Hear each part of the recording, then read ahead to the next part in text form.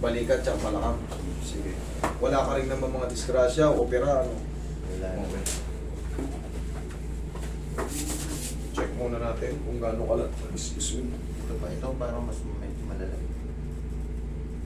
Okay, yun. Nakaangat pa pero may pain na. Saka masakit siya. Masakit na, okay. Ang mahalaga yung ganito. Kumbaga, mapa-adjust nyo na ng ganito pang kalagayan.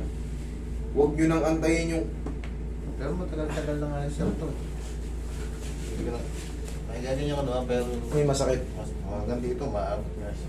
Okay, sige.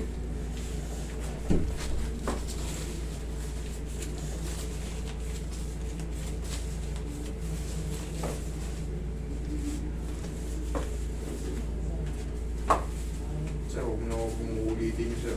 Madidistoy ulit siya. Hindi makakabalik. Sa mga katay, ginagawa ko. Kala mo, ang sarap-sarap kasi gumagalaw eh. Pero pagkatapos mo, umiinit na siya. At nagayabang ko po sa misis ko. Sabi ko, tinanong ako. Yung pala, Tama pala yun. adjustment na kasunod. Yan. Kaya relax lang. Ay. Nagilid ka, sir? Kanan to. Kahit saan po, sige. Abulin kita kung saan ka. Yan. Gusto ko din, sir. Baka bumalik na tayo parehas pagka.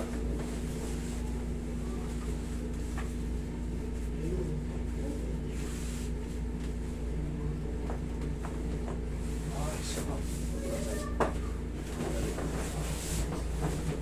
Kung ano nakahiga ko ganito to, masakit. Pag nahiga mo yan, o sige Hindi ako mamaya. nahihiga masyado ng ganito. Apa.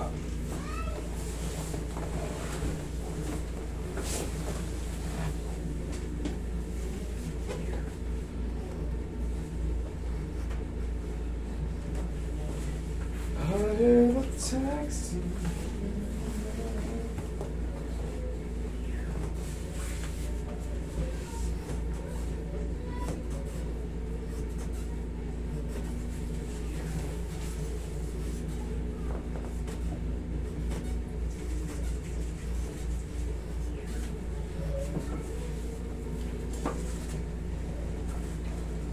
Relax na. Yan, lamdam lang. Yan. Massage mo rin, pati balakang yan. Massage yung balakang yan, sir. Kaloto. Nagtano ako sa ano eh. Hindi ko na magitin ko siya ano. Yan, wet ka agad eh. Tapos may time pala parang ano. Ihaya. Parang namamanhid din itong ano eh. Connected kasi yan. Magmula rito, pag ganun, connected yan mga yan. Kaya mararamdaman mo yan sa paa. Connected yan. Pero kung dito ka tinamaan sa lumbar part, pag ganun, yun ang sciatica. Pero kung dito ka agad, Hindi. hindi yan sciatica, hindi sa lumbar galing. Dalawang kamay. Tsaka na-trace na natin kung anong ginagawa mo eh. Eh kung di mo ginagawa, hindi naman yung sasakit. Sarap yan ah. Bawi ah. Inhale, Ayun ka. exhale. Ito sa kanya kasi, lumbar problem. Kaya may traction. Depende kasi yan. Kita nyo, sa kanya sa paa, hindi ko natin traction. Tsaka sa hip. Parang ano lang din yan eh. 7 yung paa mo, itatraction pa kita, hindi na. Ah. Hindi kasi siya connected. Ako nang balang magano. Ako na ang bahalang. Siyempre, mas may knowledge ako about kumpara sa inyo. Kung alam ko yung magiging ganyan. Pero po, pag ganun.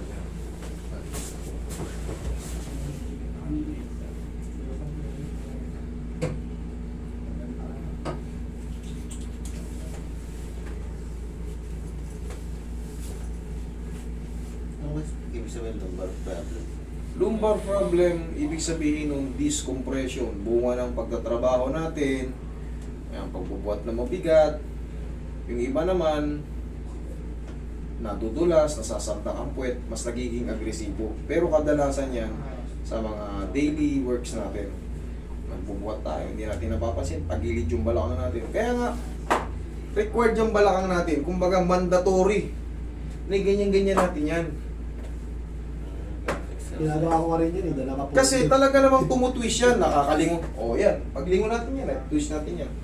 Talagang sadya, pero pag yan hindi mo ginalaw-galaw at buhat ka lang ng buhat, may madidislocate yung tinatawag natin yung maliliit na capsule joint, facet joint. Hindi dislocation ang tawag doon. Kumbaga, nasabi ko lang gano'n kasi umuusog siya eh. Tapos napipirat kasi yung disc. Doon magbabago yung position ng mga facet joint at capsule joint.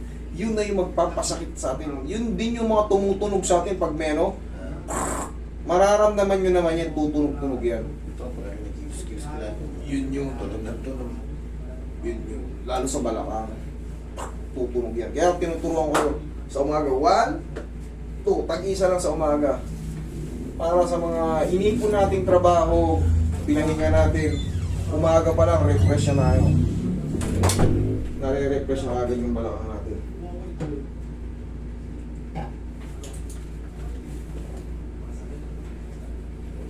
Yung iba talaga pag nakabuhat na mabigat, dumagutok.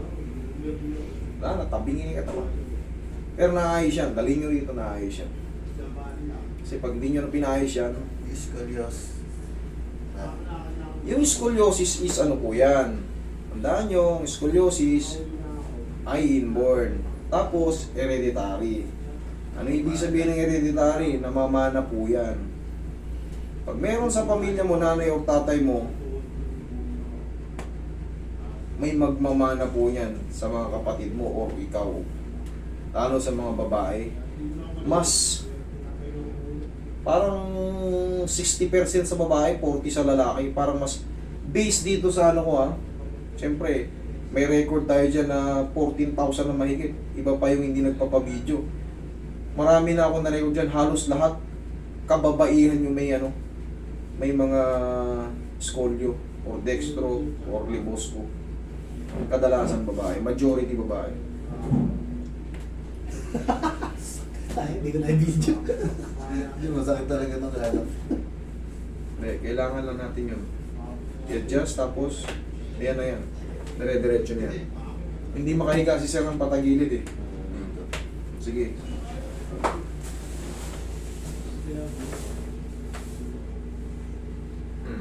Sige, hindi na. No. Okay. Oh, ayos na. Okay, sir.